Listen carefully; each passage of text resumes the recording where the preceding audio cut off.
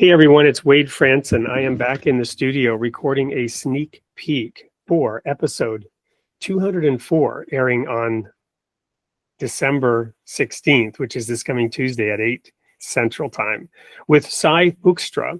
Cy is a writer and an editor and a podcaster. And despite challenges that he's had, which we'll talk about in the show, his focus is really on faith and humor. Welcome to the studio, Cy. Thanks for having me. Well, it's my pleasure. So, Cy, how did you come to arrive at focusing on faith and humor in your writing and in your work with your Substack account, et cetera? I would say the Substack account mostly is humor writing about my experiences as a disabled person. And I think humor has always been a way that I express faith and hope in a way, meaning for me, it's not really something, and sometimes people hear about humor or comedy, whatever, coming from a place of frustration, a place of people exercising their demons kind of through comedy. That's very much not where I'm coming from. Like I come from a place where I've worked through a lot of those things with faith and emotional health and therapy, and humor to me is very much an expression of hope and in a belief that there is something brighter and more powerful out there than kind of the drudgery that we often see every day in our lives and in the news and things like that. Well, I recently was reminded of, I think it was Norman Cousins who wrote the book Laughter is the Best Medicine, and he actually had a condition called ankylosing spondylitis, which I was actually diagnosed with when I was 28 years old, and I was told I'd be in a wheelchair by age 40.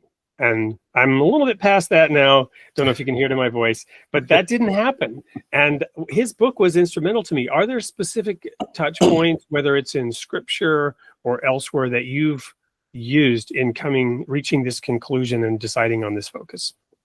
It's a lot of what Jesus says to people who take themselves too seriously.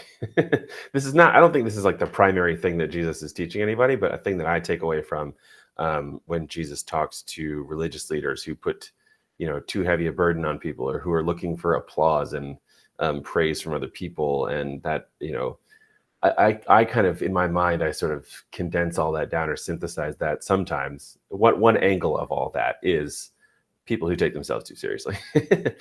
Jesus is constantly inviting people to humility, and I think humor does the same thing.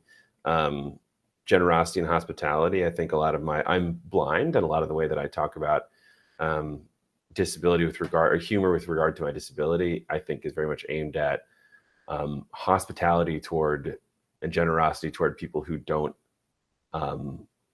understand blindness and who have just who are ignorant about it, right? Through typically no fault of their own. To invite people to be able to talk about things that you're not necessarily supposed to talk about, or that you feel awkward talking about a lot of the time. I feel that all of that is tied up in how Jesus approaches humility and arrogance. Well, and could not agree with you more. That is the very definition of the mind of Christ, right? Esteeming others better than oneself, that humility.